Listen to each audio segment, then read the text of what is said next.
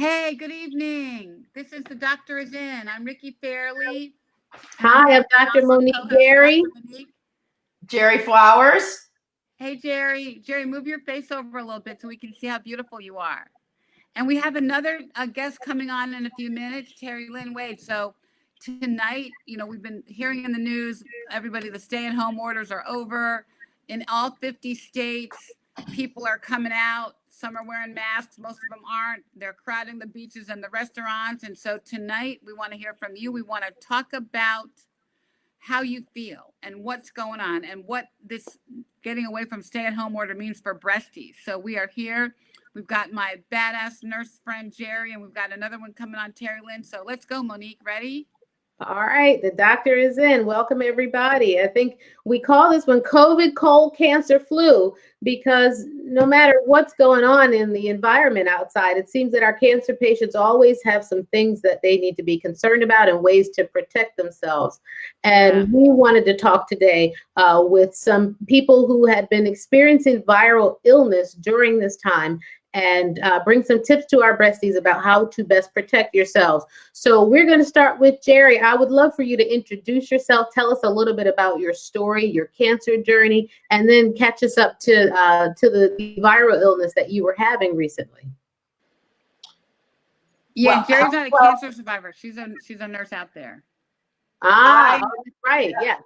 I am right on the front line. I'm a clinical director. I have 6 communities that I'm the director of, and I am on the front line as you cannot believe. I was talking to someone today, every step of the way things have changed. The signs and symptoms were very simple: a cough, a fever, okay, shortness of breath, okay.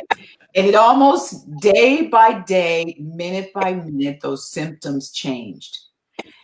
Now to the point, if you don't even have a taste or a smell, what does that mean?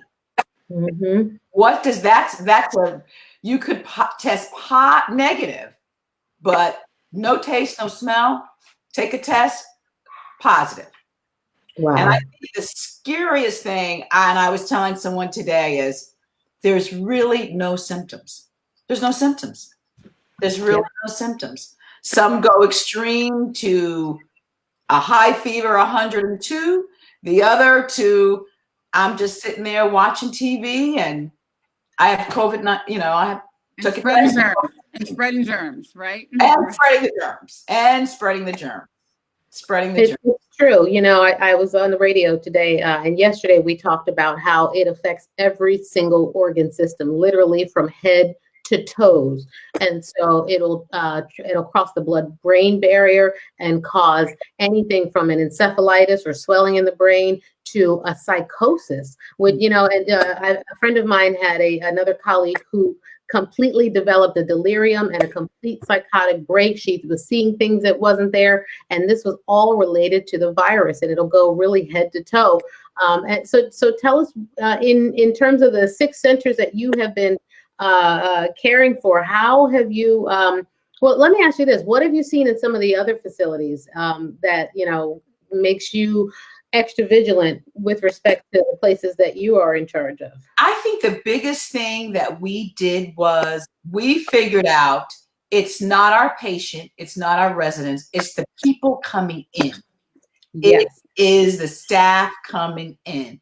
So immediately, and in the world that we live in, people work 2 and 3 jobs. And we had the staff, we had to be your sole job, only coming to us. And that made a big, big difference. Immediately, I'm sure families aren't happy with me. No visitors, no visiting. Except end of life. Someone on hospice, they're getting ready to trance to the next level, to heaven. Yep. That's when the family come in. And I say this very calmly, but this was a process. Think about it. You could not see your 90-year-old grandmother. Yeah, that is so challenging. We've lost your video feed. And while we're waiting for that to come back up, we're going to bring Terry Lynn in. We're going to show her on the screen and see if we're able to get you. They're calling you. Let's see. There's Terry. We've got Terry. Hey, Terry, can you hear us? I don't think she can hear us. Terry, can you hear us? Can you hear us? She can. She can hear us, but we can't hear her. Can't hear her. All right. So we'll have to work on that as We well. always have technical There are some on that. technical So- difficulties. I Everybody think, stand by with us for a moment. I know Alrighty. we've lost Jerry as well. She's going to log back in for us. Terry, I'm not able to hear you. Okay. Yeah, I see. Yeah, we can't hear and- you. Yeah. So Jerry actually, she runs a series. Mm-hmm. All righty. I'm here, Okay, still we're here. here. Can you see me? It's just you and I. We're having technical difficulties as usual, right? But can you hear me? I can. We hear you. We just can't see you. I can hear you, Jerry. Yep. This is something else. So You were keep saying how talking, many Jerry. I'm people? hoping we can hear you. If you guys in comments can tell us, Jerry. I'm sorry. We can see. We can Jerry hear has one you. of the few. Go ahead, Ricky. Ricky. Jerry, I'm here. I'm here. I'm here. Fantastic. Can you hear Let's me? try that again. Monique, Okay. I can hear you. Yep, I can hear and I can see you. What were you saying about Jerry and her facilities?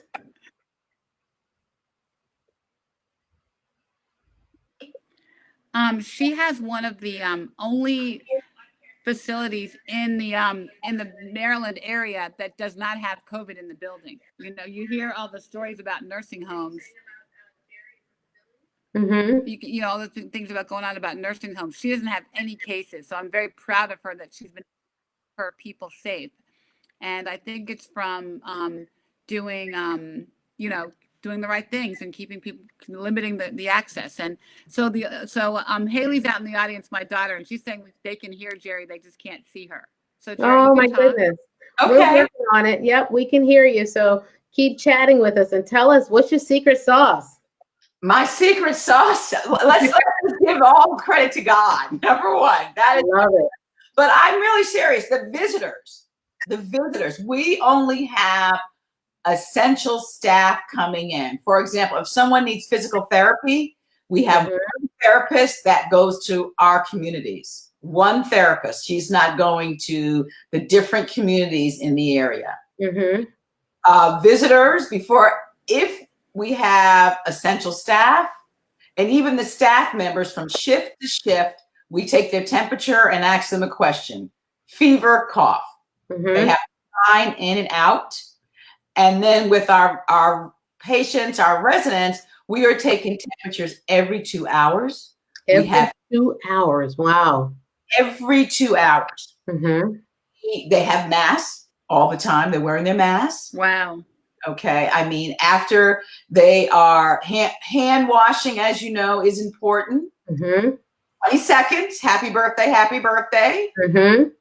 And then sanitizer, not just sanitizer, hand washing, then sanitizer. Wow. Okay. It's just a team effort, just constantly. If they notice a change, as you said, these patients, these residents go south fast. I mean, one minute they're talking with you, the next minute they're in CHF, the next minute they're out the door. So, I mean, we're just constantly. Now, Jerry, I'm going to have you log out and log back in for us. And I want to talk to Ricky really quickly, because Ricky, your mom is was she in an assisted living facility? And I wonder if you could speak to some of the differences that you had noticed. And I can speak to some in our communities as well. She actually was in an independent living facility. Independent, senior living, but they have two buildings, one for independent, but even within independent, they have an open eating area. they have to go get their mail. And so they do have contact with other people.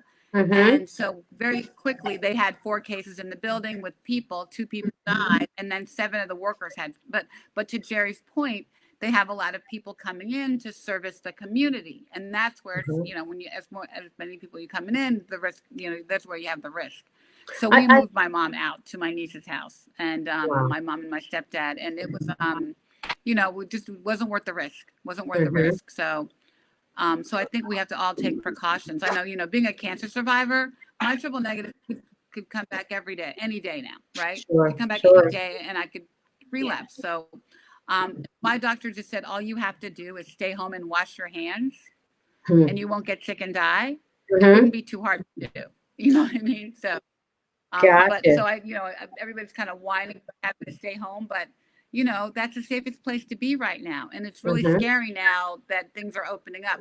Where I live, 2 counties around me are still in seclusion, or still have stay-at-home orders.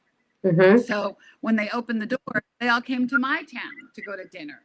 And our last weekend, our town was crazy in Annapolis, Maryland. Restaurants Yeah. open, people with masks, because they left their neighborhoods where they weren't allowed to go out and came Mhm. to infect. So I think in 2 weeks the numbers are going to go crazy. I mean, what do you think? Well, Jerry's I back think now, yeah. I think you're right. I don't know about the time frame, you know, because it's Memorial Day weekend, and I feel like people are tired of being cooped up, and they're frustrated with each other, with their homes. They're sick of looking at each other. They're sick of cooking all day. You know, they're ready to be out and to experience this gorgeous weather, even though it's been a little crazy too with the weather. But you're right in that people who are still in restricted areas are going to find their way to other areas that are less restricted. And that brings a certain set of risks and dangers to those areas. And I think that that is a pattern that is going to continue even through the summer and into the fall, as people seek out the best places to go. You know, the shores, the beaches, the waterfronts, you know, those towns are going to be places where you're going to just see a ton of people, you know, boardwalks and things. And so I think everybody's really got to be very careful. I want to circle back though. Jerry, now that we can see you and hear you, I want to talk about your staff and the morale, and how do you keep your staff vested in this degree of hygiene and meticulous care? And then how does that translate into what they're doing at home? Because the one thing we're learning about this virus is that it's not where you are, it's where you've been. And every place that everybody who's come in contact with you has been also. It's almost like tracking. You think about things like STDs. Who have you been with? And you're being with everybody that the person has been with, you know? So how are you keeping morale, one, among the residents, but 2, among the staff to get the buy-in and the compliance? I think one of the things at my level, being the clinical level, I'm considered corporate. Okay. Mm-hmm. But what I do is I'm out there with them. I lead by example. I am in the trenches with them. Okay. I come in, I bring the donuts, I bring the cookies, I go to each and every one of them. I tell them how much we appreciate them. And then, you know, I'll say to them, I know this is hard. I know this is hard for you. But you know what? You are touching our seniors' lives. You're touching them. And then I'll ask them, how are you doing at home? Yeah. And they just, you'd be surprised. Or I'll have a Chick-fil-A gift card in my purse. Here, this is for you. Don't cook dinner. Go do something for you. If you take care of your staff, they will take care of you, and they will take care of those residents. And that's what's so important. And I have to say, the families have been absolutely amazing. They have brought in the fruit, the letters, the you know, one of my communities, every time I'm there, there's pizza being delivered. Oh my goodness. We had an activity with one of the residents where the activities director had the residents write thank you letters to the staff and post them. How special is that? And then for Mother's Day, we had the residents outside, patients outside, and the families came around in their cars, a caravan with signs saying, we love you, we miss you, thank you to the staff. And then when they went back into the community, they had a picture of their family members at each of the tables. I mean, it's really, and it's hard. I mean, I do have resident patients that one will say, I feel like I'm in prison. Okay. And it's tough. That's really, why have I lived to be 98 years old and living like this? Okay. Yeah. But then a staff member will pull out their iPad, call or Skype their favorite nephew, and this is why you've lived to 98 years old. It's things like that. The communities are small, so we're really able to talk with the residents, patients, talk with them, spend time with them. The Mother's Day was just amazing. That was just amazing. And they come in and the staff is happy. They are really happy to be there.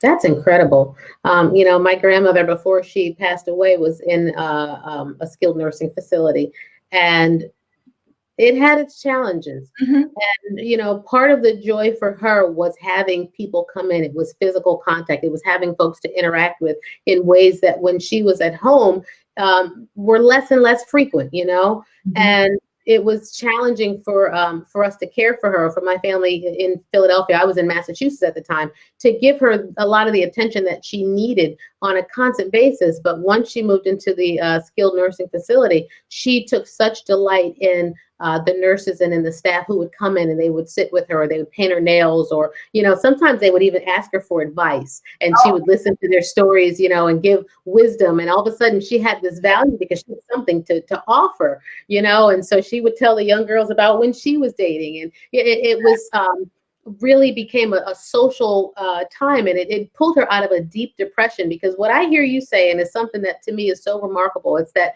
these residents are more vibrant and involved, and their families and their staff are all part of a community that you have fostered. And I don't see that everywhere. I have to say that is the exception and not the norm. I wonder if you could give tips to people who might be watching, whose family members are in places where there is a little less of a community. What advice would you give them in terms of how to stay connected to their loved ones at a time when they can't hug them and they can't connect? What are some things people can do?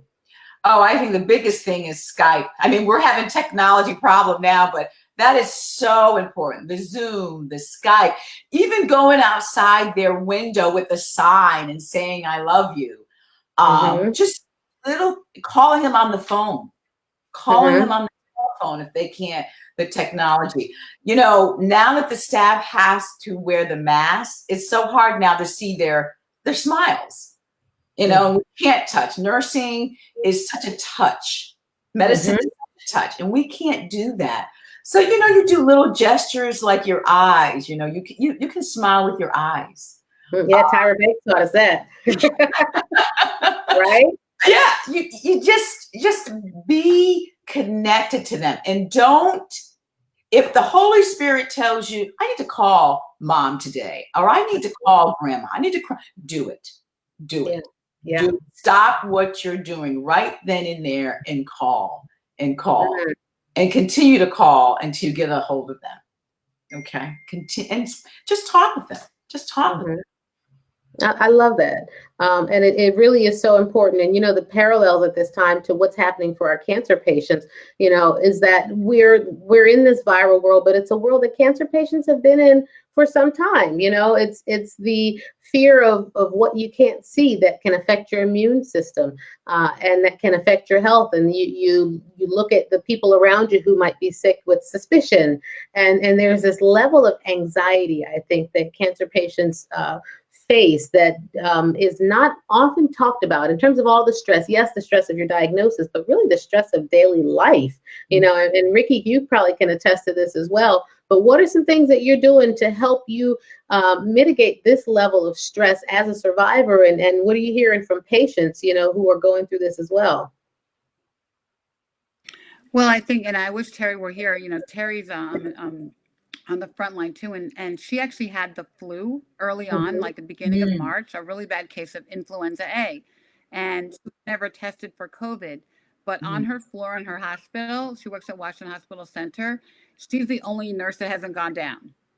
So they have a total COVID floor, and so every day we have like a group breastfeed text. Every day she sends a text, stay home, Mhm. stay home. She spent so much time doing FaceTime with people as they were dying alone with their family members. And she was so, so sad about it. So we keep trying to cheer her up to keep her up with the, the horrible job she has, but she just keeps saying, stay home. So even in this era of everything opening up, I'm not going anywhere. I'm not going anywhere. I'm staying home. I'm staying put.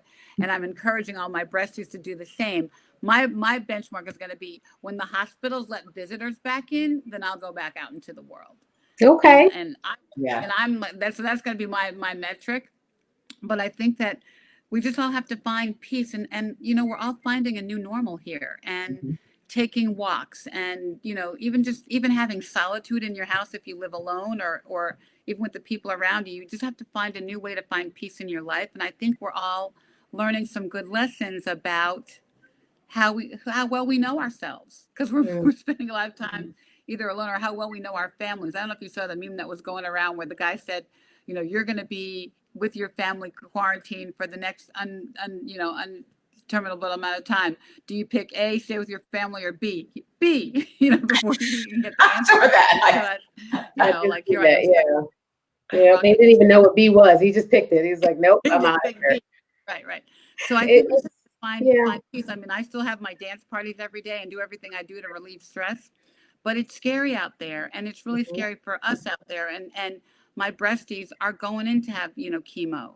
Two of them, I've talked them off the ledge in chemo today. They're still having anxiety, which is at a heightened level now, because they have to go put themselves in the world and go to hospitals and go to healthcare facilities. So we just have to keep praying and keep washing our hands and just keep wearing masks and doing the right thing.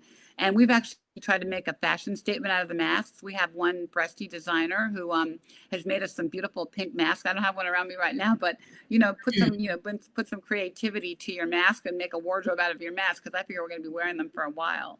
Yeah. But I think we just have to understand that the world is different, and I don't think it will ever be the same. And I mean, Jerry keeps telling me, Ricky, it's going to get worse in the fall. Don't you think so, Jerry? I mean, we could talk about what's going to happen next, but Yeah. I don't think it's going to go away anytime soon. And I think we all have to sort of understand Mhm. how to deal with this. And the people and questions I want to kind of address. Somebody asked about if you've had it and you're are you going to test positive again? The whole, is it going to come back if you've had it? Is that a possibility? And I think Good. no. Do you guys I have can any see answers that. to that? I think we're finding that people can be reinfected. We don't know for sure in this country, but in other countries, there have been instances of people who have been reinfected. And the real question is it the same strain? So there are several strains of coronavirus that are circulating the globe at this time, and we're seeing very different manifestations in this country compared with other countries. And so I think that is the real tricky part about it, is that, the average person isn't able to really understand that the way this virus is manifesting is very different. And so how it may come back in the fall could, again, be very different. And that's a tricky, challenging thing, so it's a good time, as you said, for people to really get in touch with their bodies. Someone else asked a question about antibodies and whether or not you form them and how that all works. How does the antibody testing work? Well, antibody testing is only as good as the patient who is able to create antibodies to what they're given. And so if you're immunocompromised or immunosuppressed, you may not develop antibodies to the virus. Mhm. And so, the antibody testing is going to be negative for you. It's going to be a false negative. And we have seen that the false negative rate of antibody testing, as well as the nasal swabs and the PCR testing, is still fairly high. We're looking at anywhere between a 15 to 30% false negative rate for a lot of these testing kits, even the ones that people get at home.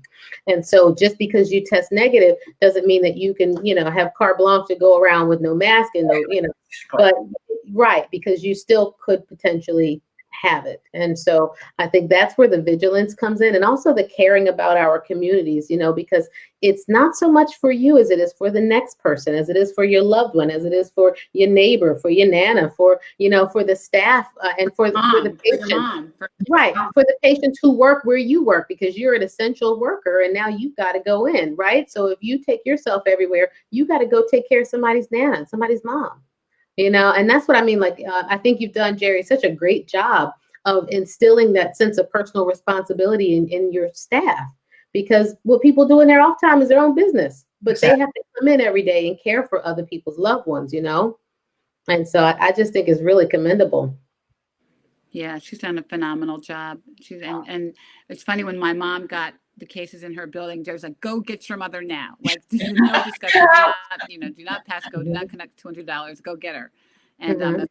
but I think that we all are just trying to keep others safe. And I mean, even I feel sorry for the people that are working. When I go to the grocery, I thank everyone around me. Thank you for working. Thank you for putting yourself at risk so I can eat. And very thankful for those that are out there, and like Terry and Jerry, and you, Monique, who are dealing with this craziness every day in the world. I mean, I can work at home, and I don't really go anywhere. I try not to. So Mhm. it's just really, the world we live in, and we want to hear from our audience. What are you guys asking out there?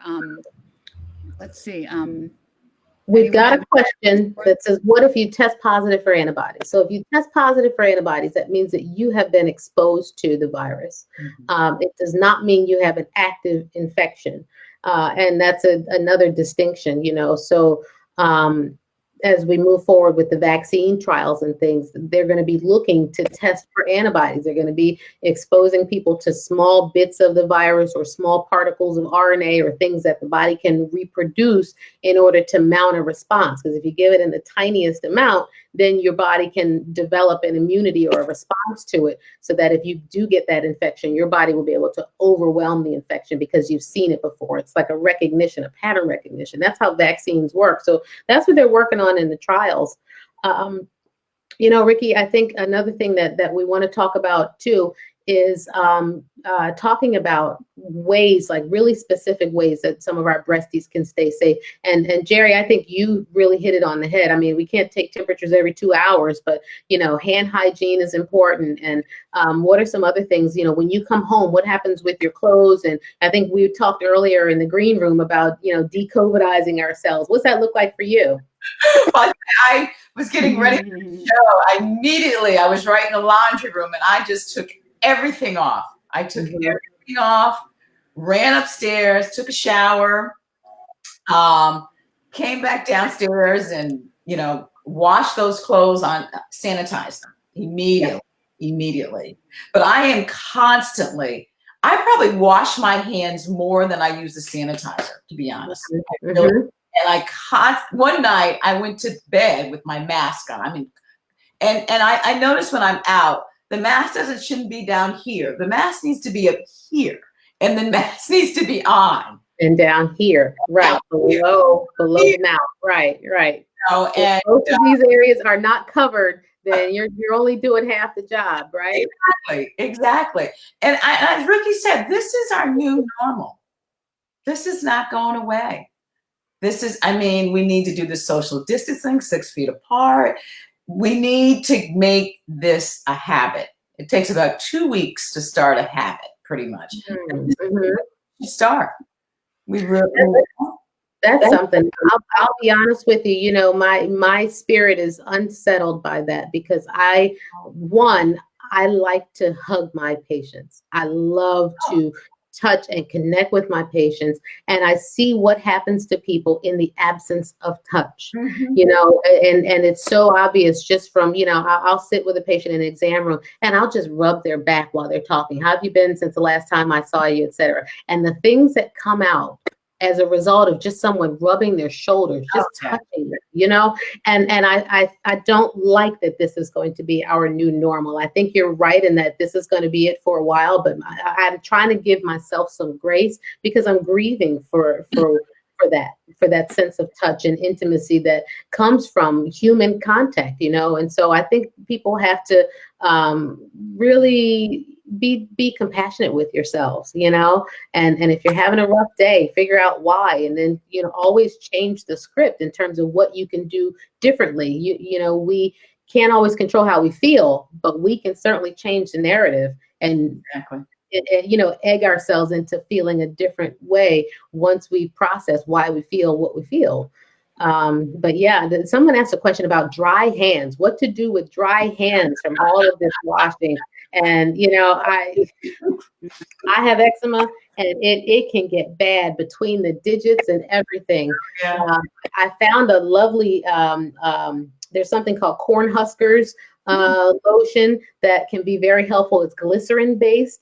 Things that are glycerin, things that are dimethicone and simethicone based are like barrier creams can be really helpful. But if you're gonna have an extra pair of gloves at home, moisturize, even Vaseline, and then put your hands in those gloves. Big on Vaseline. Yep. So Vaseline, wash your hands, Vaseline, put them in gloves. If you got a little hand warmer or one of those neck rolls that you put in the microwave, put your hands in the warmer and just try to give yourself some heat and lock in some of that moisture. But part of hand hygiene is also going to be moisturizing for you because, if your hands are anything like mine, they are getting dry and they are getting cracked, and it's really something to behold. So yeah. And, you touched on something else too, Jerry. You said that you're more hand washing than the what's that? The sanitizer, using the sanitizer, right. And the thing about hand washing is it's not so much the antibacterial properties, because people ran out and bought up everything antibacterial, and that was great, but this is a virus. So antibacterial things are not effective against the virus. What works in hand washing is the length of time and the amount of friction that you apply, right? And then the water washing it away. And so that's the thing that people didn't quite grasp, I think. And hopefully at the end of this, they will have realized that you can use whatever soap you want.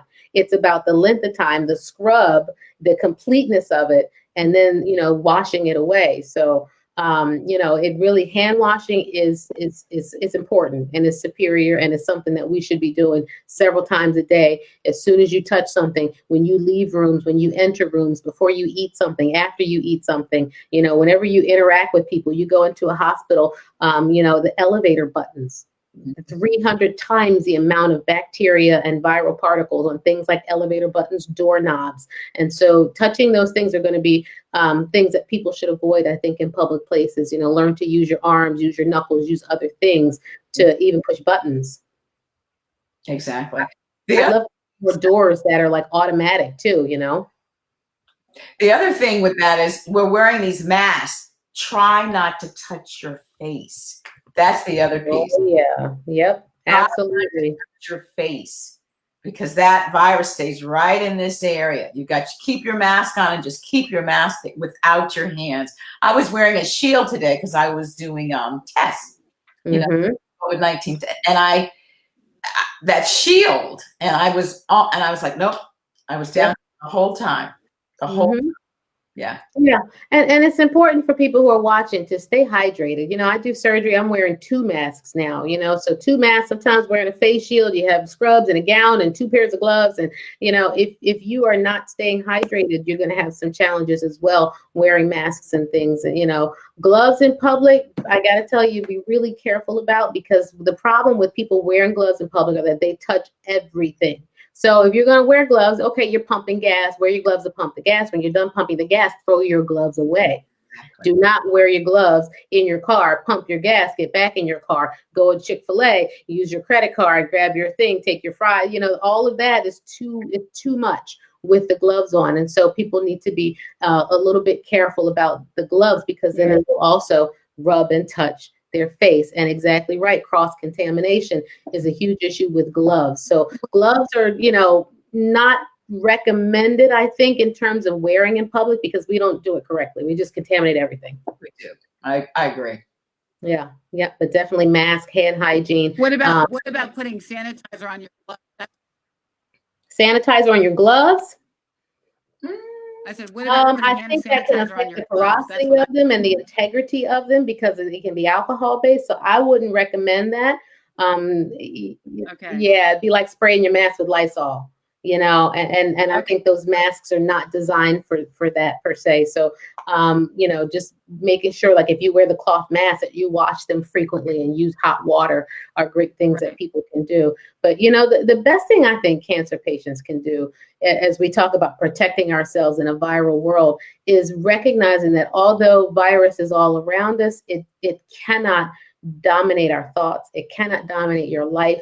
And you really have to seek peace. You've got to spend some time getting in touch with your body and knowing your body, because COVID has so many symptoms, and whatever virus might come next could have so many symptoms you may not know. But if you know you, just like cancer patients are the people that know their body. I see my patients and they're like, nope, this lump wasn't here. I know my breast. It was not here before. You get to know yourself from head to toe, how you feel, how you respond to certain foods, what makes you tired, what gives you energy, because when you know your body, when something's out of alignment, you're able to recognize it and either get tested or get yourself back in alignment. What keeps you in alignment, Jerry? What keeps you right? What types of foods are you eating and things are you doing for yourself? I'll tell you, and everyone who knows me, I am a biker.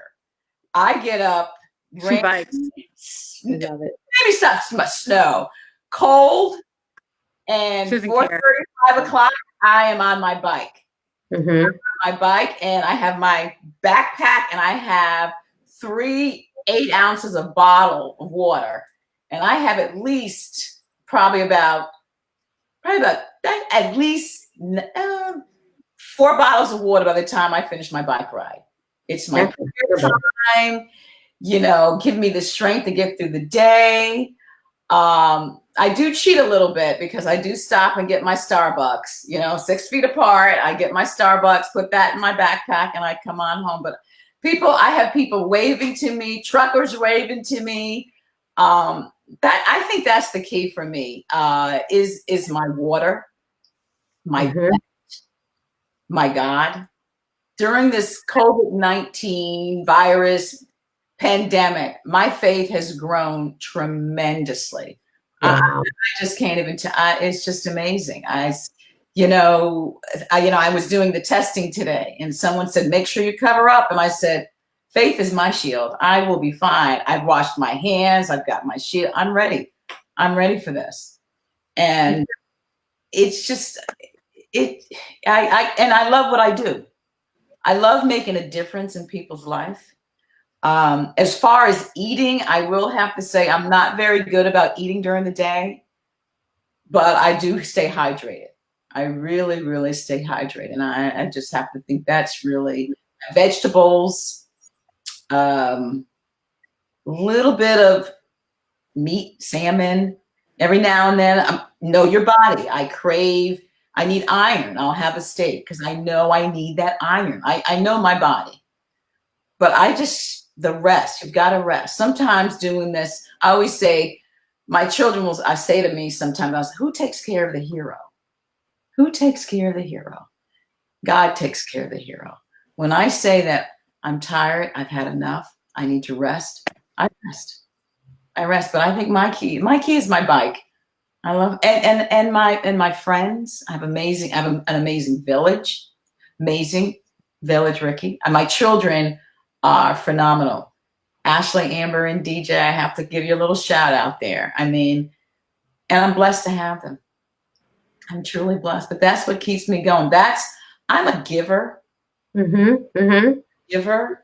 And so many sisters who are watching. This is why I'm asking about this self-care, because, somehow it became a badge of honor to neglect ourselves, to not eat all day, to work 2-3 jobs and not get any rest. Somehow it became, it became the thing that we had to do, but then also the thing that we were sort of wearing again as our badge of honor. And I think that, we got to talk about how, God takes care of the heroes, but he gives us common sense and he gives us resources and he gives us, you have wisdom to know that, when I'm tired, I should rest, and no, I'm not going to do 3 other things for people and be resentful when I just need to rest and I can't even function. I can function better tomorrow morning and do whatever's needed, but giving yourself that grace to do that is huge. Ricky, talk to us about your self-care. So, you know, when Jerry's riding her bike, I'm either on my paddleboard talking to her or walking in the morning, which is crazy. But you know what? I adopted Mama's strategy, the butterfly tapping. Remember, Mama taught us this a few weeks ago. I don't know if you said I saw the show a few weeks ago. And I that is do. like, I'm a hugger. So giving myself a hug is such a great thing, you know.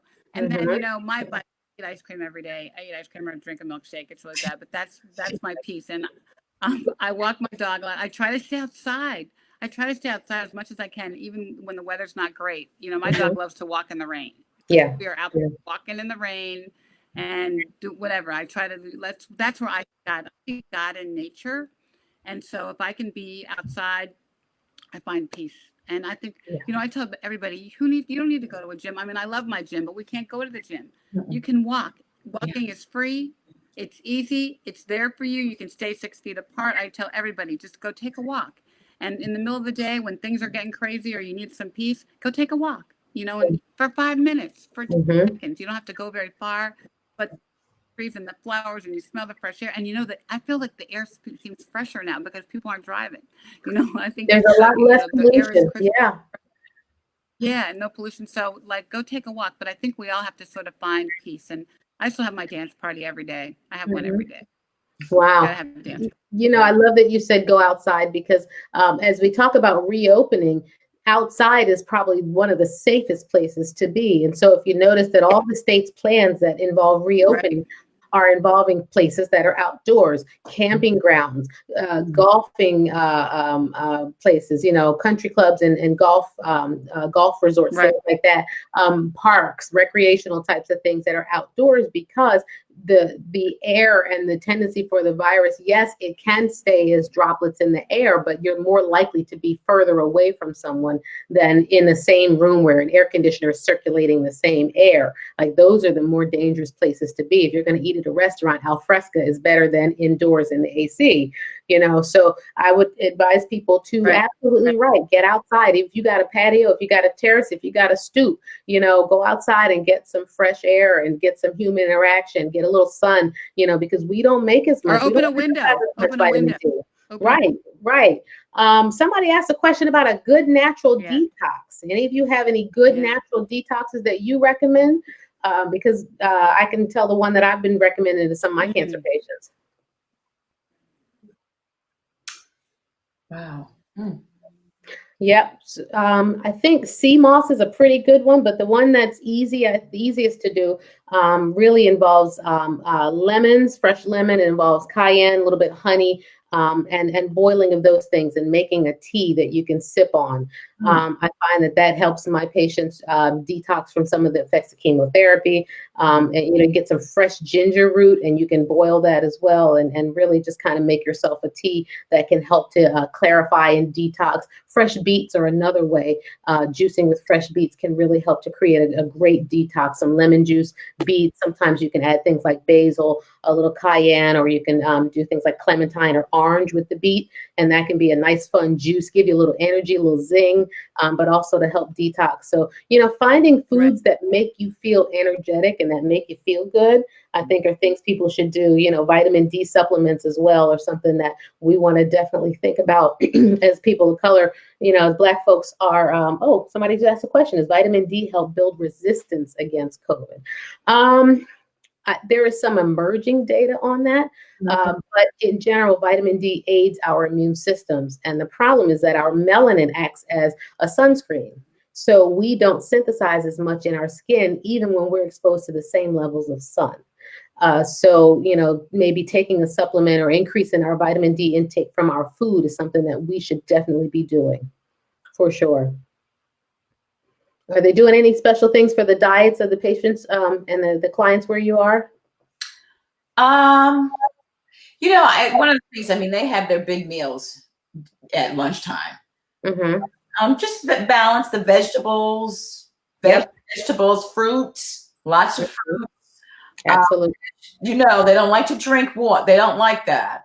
But we're encouraging that. Every now and then we cheat with a little bit of cake and ice cream, Ricky. That ice cream.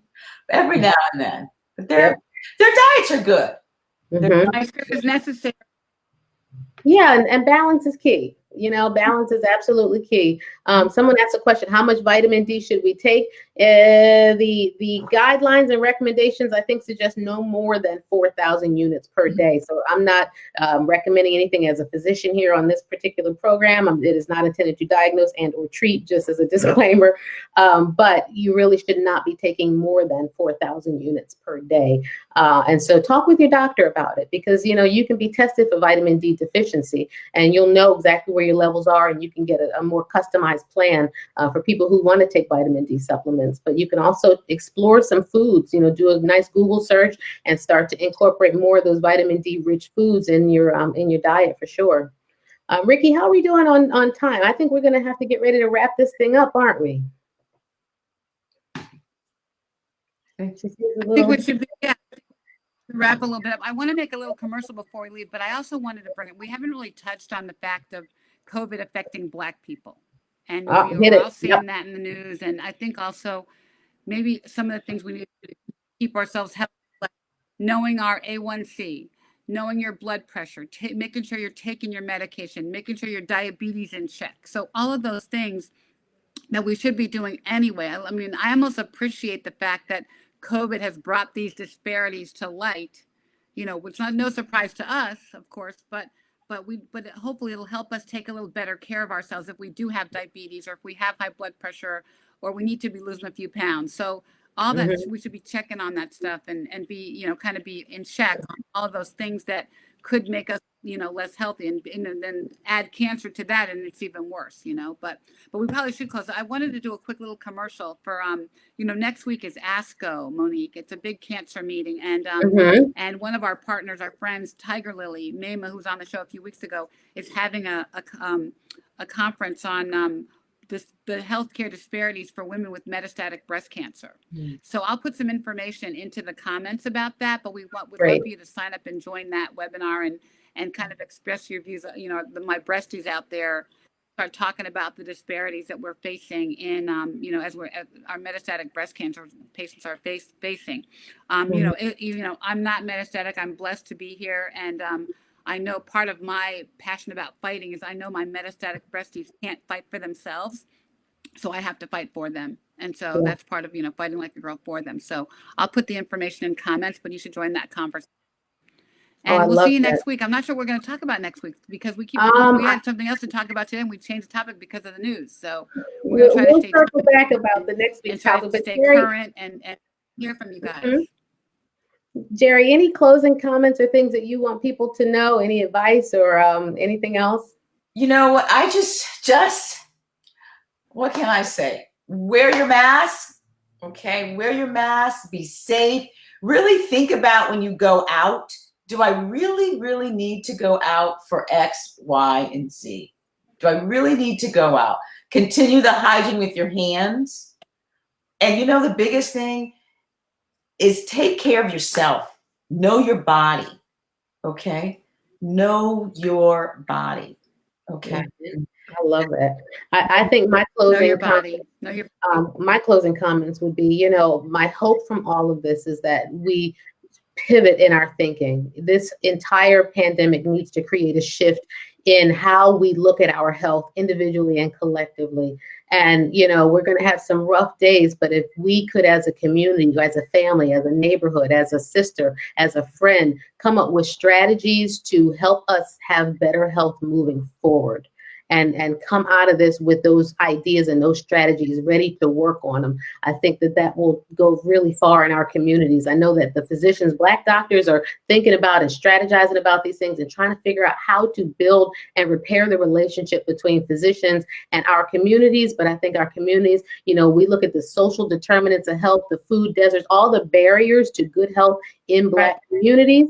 And rather than keep looking at them and keep pointing a finger at them, start brainstorming about them, start thinking outside the box about them, start thinking of ways to turn this thing around, you know. And that is my hope, that as a result of this pandemic, we would be creative and really take charge of our health like never before, because I think the leadership we're getting, direction from the top is poor. and we have to do it for ourselves. So, you know, whether Oh you're my a cancer patient, right? Cancer patients have Oh, yeah. unique challenges in terms of all these viruses going around. Oh my gosh. We are learning what to do, but you know, in our communities and our homes, we are our brothers and our sisters keepers, and we can do this. We can do this. You know, we have learned these secrets from the earth from the beginning of time. We can learn how food is medicine, and we can learn that, you know, we can use medicine and food, and they don't have to be mutually exclusive. We can discover the joys again of exercise and find new ways to connect and stay balanced. So I thank you guys for joining And us sleep. today. And sleep. And the value of rest. sleep And rest. quiet. And Eat good food and get good rest. That's what I And tell rest, my right, right. patients. Eat good food and get good rest.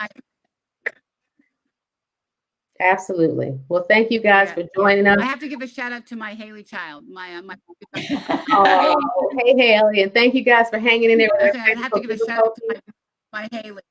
Yep, and we will see you guys Hanging next in week with on the us. Doctor's In Wednesday. Yeah, See thanks for you. doing what I do. Thank you Take again, care. Joy. Okay. See you next week. Take care. Bye-bye. Bye-bye. Bye. The doctor's in. Bye. Bye.